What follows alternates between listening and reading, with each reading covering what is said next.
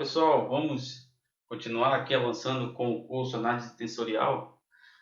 Agora chegamos numa etapa que de fato a gente não tem que fugir, né? Não dá mais para fugir, porque a gente tem que definir algumas coisas, como por exemplo o que é uma componente covariante e o que é uma componente contravariante, tudo bem?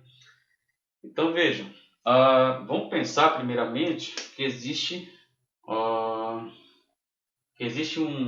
superfície, por exemplo. Eu vou tentar gerar aqui, ó, a superfície. E sobre essa superfície, certo? Eu já vou definir aqui que existe o que chamamos de linha de coordenadas, tá? Linha de coordenadas. E aqui, sobre essa superfície, eu vou chamar de linha de coordenadas x1, x2. Aí eu posso traçar outras linhas de coordenadas aqui, tá? De maneira que, para qualquer ponto que eu possa pegar, certo? Eu posso gerar um vetor, que eu já vou adiantar para vocês, um vetor contravariante, certo? Tudo bem? Então, vou pensar aqui, um vetor contravariante, e nesse caso, a gente está o quê? Pegando aqui uma linha 1, vou pensar que está na linha 1 e linha 2, né? Pensar que aqui é um E1, E2, e aqui chamar de X3 aqui, por exemplo, X3 aqui o E3, certo? Veja, que diz respeito às coordenadas generalizadas que a gente vem trabalhando, né? Eu acredito que a partir de então vocês vão compreender mais no que seriam essas coordenadas. Então, de fato, elas podem, né, fazer parte aí do conjunto de vetores, né, que julgamos ser vetores que estão em um determinado espaço vetorial, de forma que essa superfície ela pode ser representada pelo espaço vetorial, né? Vamos dizer que essa superfície é uma superfície S, certo? E também eu poderei limitar aqui, né? Vou limitar a um conjunto de operações que eu poderei fazer sobre essa superfície, certo? Então essa superfície aqui é o meu espaço vetorial.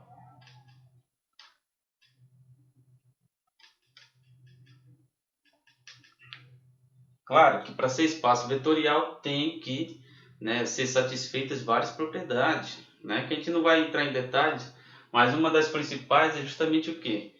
Que muitas operações que julgamos ser operações funcionais, certo? Elas têm que resultar no conjunto dos números reais, certo? Então, ela tem que sempre que resultar no conjunto dos números reais, certo? Então veja, vamos pensar agora aqui que eu tenho um sistema de coordenadas.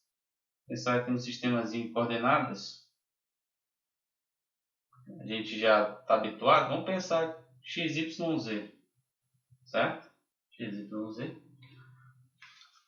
E eu vou projetar aqui um vetor posição até esse ponto a qual eu vou gerar aqui a minha nova, no caso a minha coordenada generalizada, certo? Esse vetor posição, tudo bem? Então como é que eu posso de fato estabelecer, né,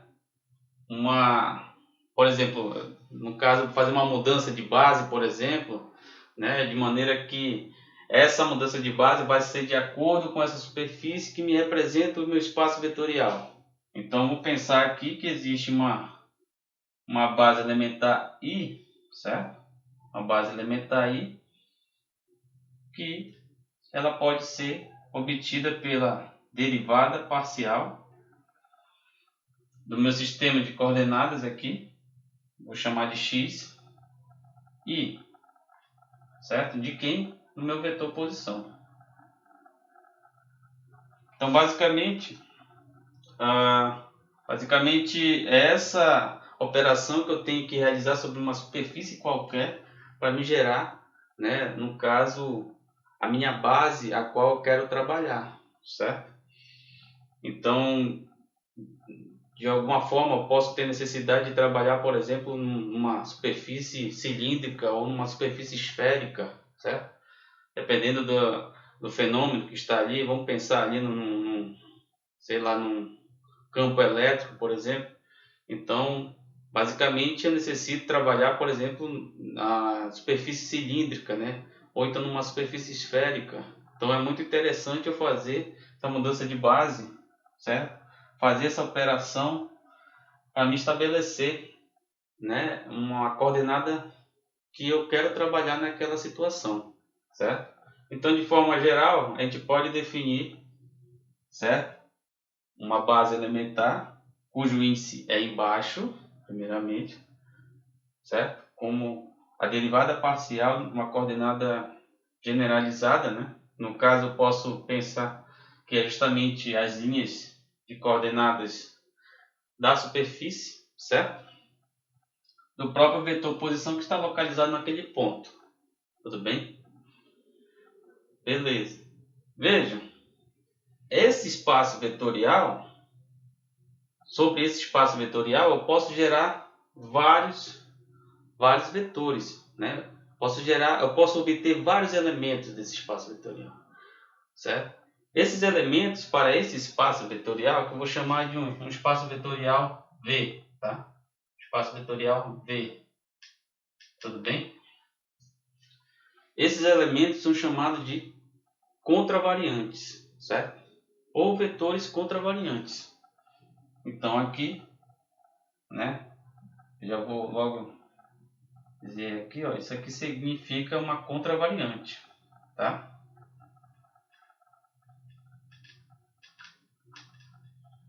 Tudo bem? Mas veja, isso aqui já é uma ferramenta muito forte no que diz respeito à mudança de coordenadas, tá? Mas existe outras ferramentas, né? É como eu costumo dizer, né? Assim, eu costumo exemplificar dessa forma, né? Vamos pensar que essa é a minha caixa de ferramentas, certo? Mas nem sempre na caixa de ferramentas a gente tem tudo, né? Então a gente precisa sempre utilizar uma outra caixa de ferramentas que a gente possa pegar em algum lugar. Essa outra caixa de ferramentas, certo? É o que julgamos ser o espaço recíproco desse espaço vetorial, certo? Que chamamos de espaço dual, tá? Então veja, vamos pensar aqui vamos pensar em um sistema de bases elementares I, certo? J, vamos pensar assim, esse sistema de bases elementares faz parte de quem? Faz parte, né, no caso do espaço vetorial, no espaço vetorial, tá?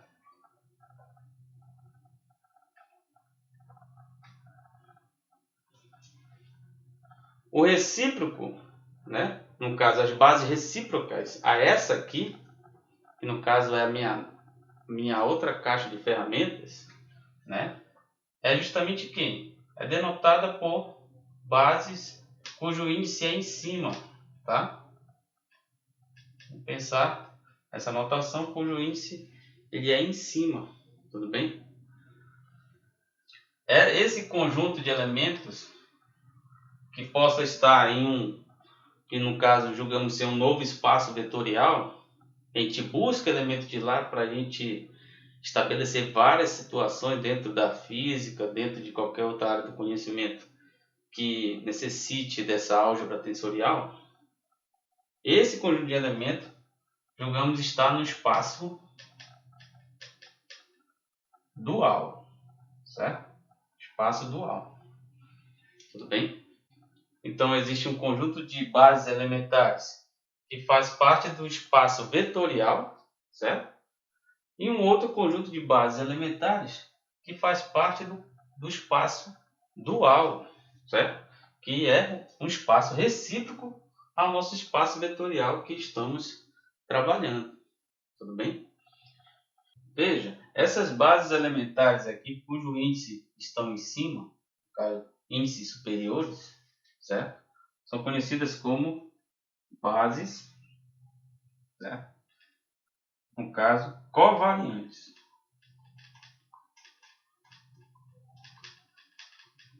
certo? Bases covariantes estão no espaço dual, tudo bem? Veja, um conjunto de bases que formam vários vetores dentro do espaço dual são chamados de covetores. Então, vamos pensar aqui, né? No caso, como a gente já discutiu, a gente já vinha definido que o A ele pode ser representado por EI, elementar I. Isso aqui é um vetor, certo? Vetor.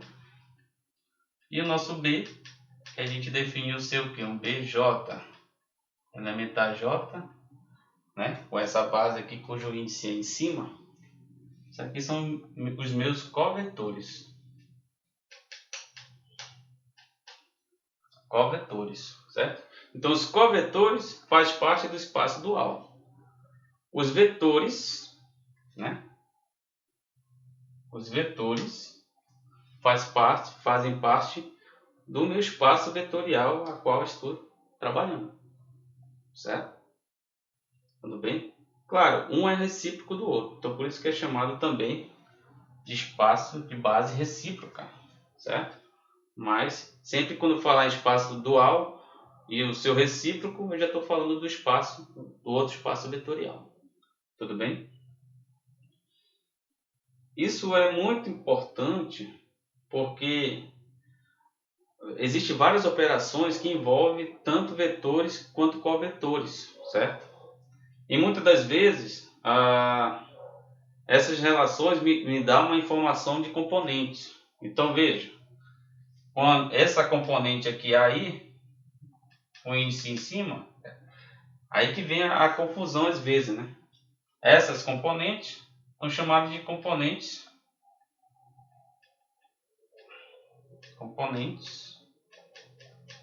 o quê?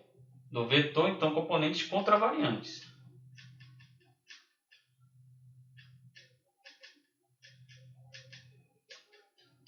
Contravariantes, enquanto que, por exemplo, componentes cujo índice é embaixo são chamados de componentes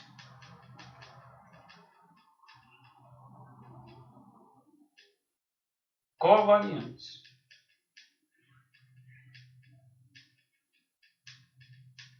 Certo? E uma coisa é certa, ambas não são iguais, são vetores distintos. E tem mais, eu posso, por exemplo, pensar em um covetor de A, certo? O que seria o covetor de A? O covetor de A ele pode ser denotado de forma diferente. Por exemplo, vou colocar bem aqui como um vetor estrela, por exemplo. Então, meu covetor de A vai ter um índice embaixo, elementar, índice em cima. Tudo bem? E a gente vai fazer várias propriedadezinhas no que diz respeito ao mesmo covetor, certo? No caso, relações que envolvam vetores com os seus covetores. Tudo bem? Então, pessoal, só voltando aqui, eu posso obter uma base contravariante através dessa expressão, fazendo uma derivada parcial das minhas coordenadas generalizadas sobre o vetor posição, né, que localiza o quê? Um ponto que faz parte do meu espaço vetorial, que pode, no caso, estabelecer ali um vetor cujas bases, né, se identificam de acordo com as linhas de coordenadas da superfície, certo? Que de fato representa o meu espaço vetorial. Tudo bem? E, logicamente, eu posso obter, no caso, o covetor dessa base, certo? Através de quê? Através dessa relaçãozinha aqui, certo? Veja, essa quantidade aqui, a gente vai falar muito, vai ouvir falar muito nessa quantidade, ela é conhecida como métrica. certo? Então, só para efeito de manipulação, né? O que a métrica faz?